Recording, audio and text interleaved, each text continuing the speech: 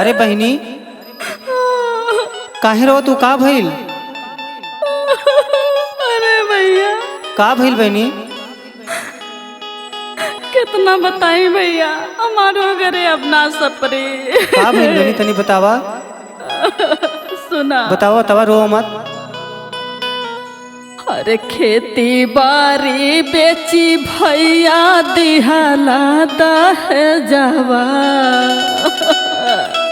रोवा ना रोवा ना। अरे खेती बारी बेची भैया दिहाला दह जावा। हर दिहाला दह जावा और तबो नाही भरल पापिया न कै करे जावा।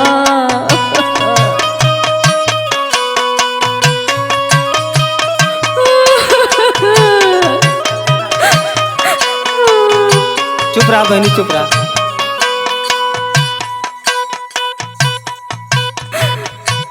और सुना भैया, तू नावा बहनी।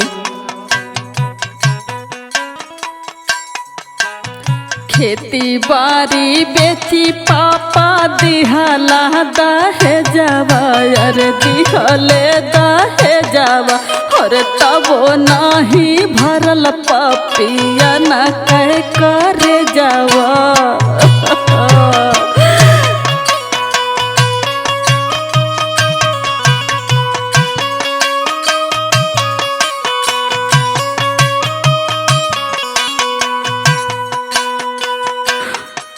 कितना बताएं भैया।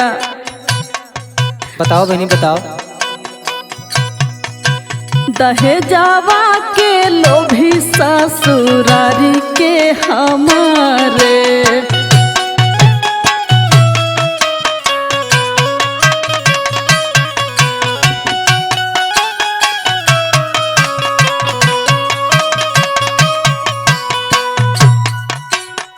कटी है जिंदगिया भैया के करे सहारे। रोवा ना बहनी रोवा ना, तब ठीक हो जाएगी।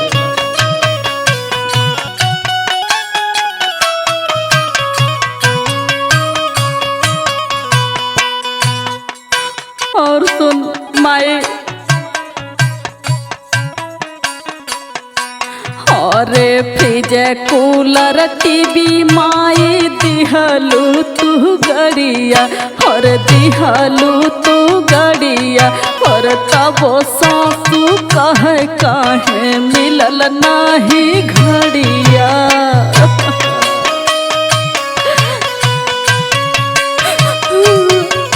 रोवा ना बहनी रोवा ना।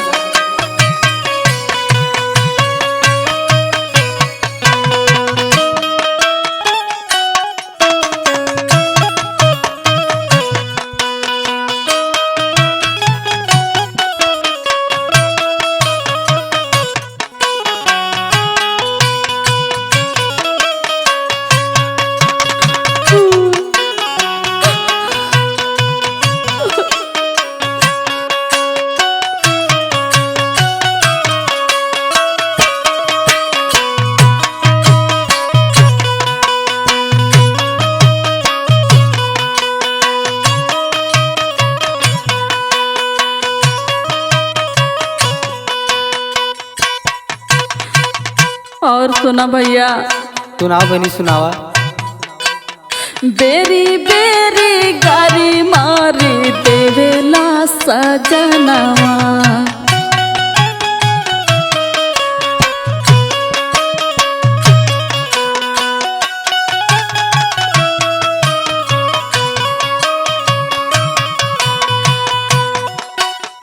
मारे ले जेठानी हमके दोनों बेरा तनवा।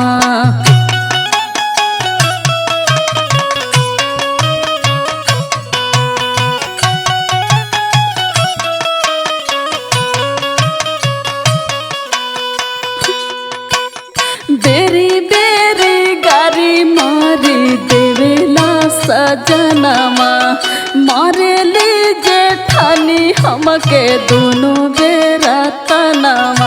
अरे ससुर भसुर ननद देवे हम के हो गारी, अरे हम के हो गारी। अरे कैसे काटी जिंदगी भैया के कर सहारे।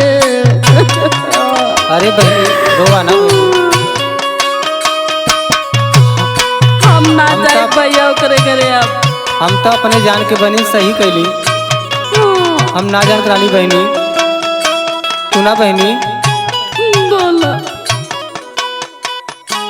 सुना,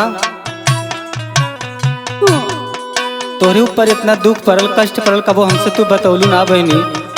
का करी भैया सब साथ रहनी नो। अरे पगली तुमके बतावे के रहल ना।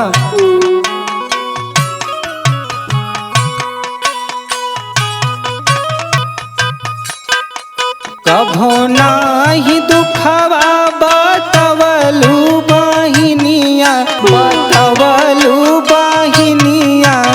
जिंदगी तबाही में बितवलू ये बहिनिया। का बताएं घबरा मत बहनी, हमार करवा फुटल बा भैया। करमो तो हर ना करमो हमार फूटल बहनी। हम तो अपने जानत में सही कहनी, लेकिन हम ना जानते लोग इतना कसाई होले बहनी। सुना, कैसन विधाता कामन लिखले लेखनिया, लिखले लेखनिया। फुटहल करमवा हमारा ए बहिनिया। रोवा ना बहनी। का कही भैया, लेकिन अब हम ना जाए वहाँ।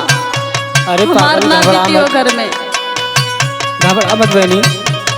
ये सब किस्मत के खेल हो पागल, सब सही सही हो जाई। न रो न रो।